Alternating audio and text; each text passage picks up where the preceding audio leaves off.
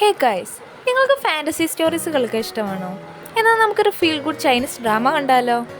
My girlfriend is an ആലിയൻ എന്ന Chinese ഡ്രാമയാണ്. First episode തുടങ്ങുന്നത് തന്നെ നായകനായ ഫെങ്ങിനെ കാണിച്ചുകൊണ്ടാണ്. അവൻ കാറിൽ ന്യൂസ് കേട്ടുകൊണ്ട് പോവുകയായിരുന്നു. ഭൂമിയിലെ ഒരു അജ്ഞാത വസ്തു കണ്ടിട്ടുണ്ടെന്നും അതൊരു UFO ആവാൻ ചാൻസ് ഉണ്ടെന്നാണ് ഗവേഷകർ ന്യൂസിൽ പറയുന്നത്.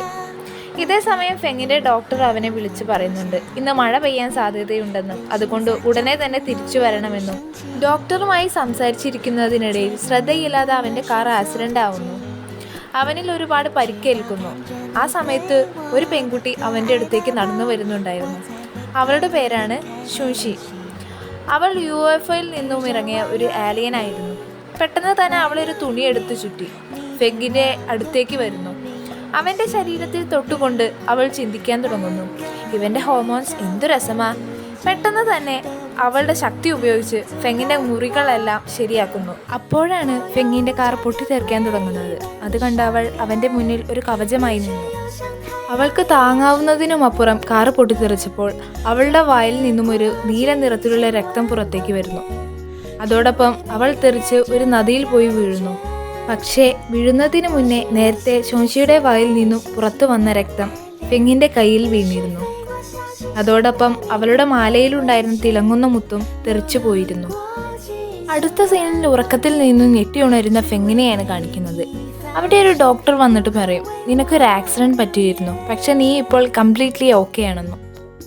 പിന്നീട് നമ്മൾ കാണുന്നത് ഷോൻഷിയെയാണ്.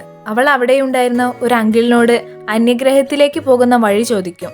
പക്ഷേ അയാൾ ഷോൻഷിയെ കണ്ട് പേടിച്ച് ഓടിപ്പോകുന്നു. പെട്ടെന്നൊരു സൗണ്ട് കേട്ട് നോക്കുമ്പോൾ അത് അവളുടെ ഗൈഡായിട്ടുള്ള ചബു എന്ന ആമക്കുട്ടനായിരുന്നു.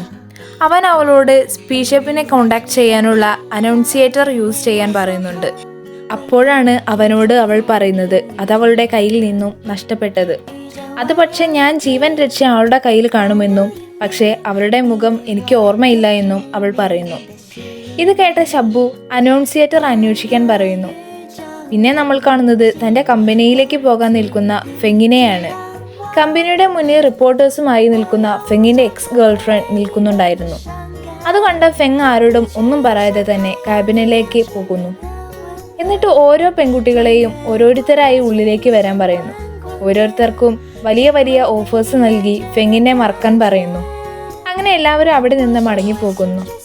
അപ്പോഴാണ് ഫെങ്ങിൻ്റെ അസിസ്റ്റൻ്റ് നീല നിറത്തിലുള്ള രക്തക്കല്ല് ഫെങ്ങിന് നൽകുന്നത്. ഫെങ് അത് ഫോറൻസിക് ഡിപ്പാർട്ട്മെൻറ്റിലേക്ക് റിസർച്ച് ചെയ്യാൻ കൊടുക്കുന്നു. അതേസമയം നമ്മൾ ഷോൻഷിയെ കാണുന്നു. അവളൊരു ഷോപ്പിൽ വന്ന് അവളുടെ പവേഴ്സ് ഉപയോഗിച്ച് ഡ്രസ്സുകളെല്ലാം ഇട്ടു നോക്കുന്നു. അവസാനം അവൾക്കൊരു ബ്രൈഡ് ഡ്രസ്സ് ഇഷ്ടപ്പെടുന്നു. അത് കണ്ട് ആ ഷോപ്പിൻ്റെ വാച്ച്മാൻ അവളെ കള്ളിയാണെന്ന് വിചാരിച്ച് ഓടിക്കുന്നു. അങ്ങനെ അവൾ ഓടി റോഡിൻ്റെ നടുവിലെത്തുന്നു. പെട്ടെന്ന് കഴിഞ്ഞ ആക്സിഡൻറ്റിനെ കുറിച്ചോർത്ത് പേടിച്ച് അവിടെ ഇരുന്നു. പെട്ടെന്നൊരു കാർ അവളെ ഇടിക്കാൻ വരുന്നു. അപ്പോൾ അവൾ അവളുടെ പവർ ഉപയോഗിച്ച് എല്ലാം നിർത്തിവെക്കുന്നു. ആ കാർ ഫെങ്ങിൻ്റെ ആയിരുന്നു.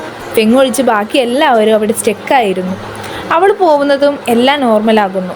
പക്ഷേ ഇതെല്ലാം കണ്ട് ഫെങ്ങിൻ്റെ കിളി പോയിരുന്നു. ഇതുവരെ പറഞ്ഞതെല്ലാം മനസ്സിലായെന്ന് വിചാരിക്കുന്നു. അപ്പോൾ ഇഷ്ടപ്പെട്ടിട്ടുണ്ടെങ്കിൽ സബ്സ്ക്രൈബ് ചെയ്യാൻ മറക്കല്ലേ.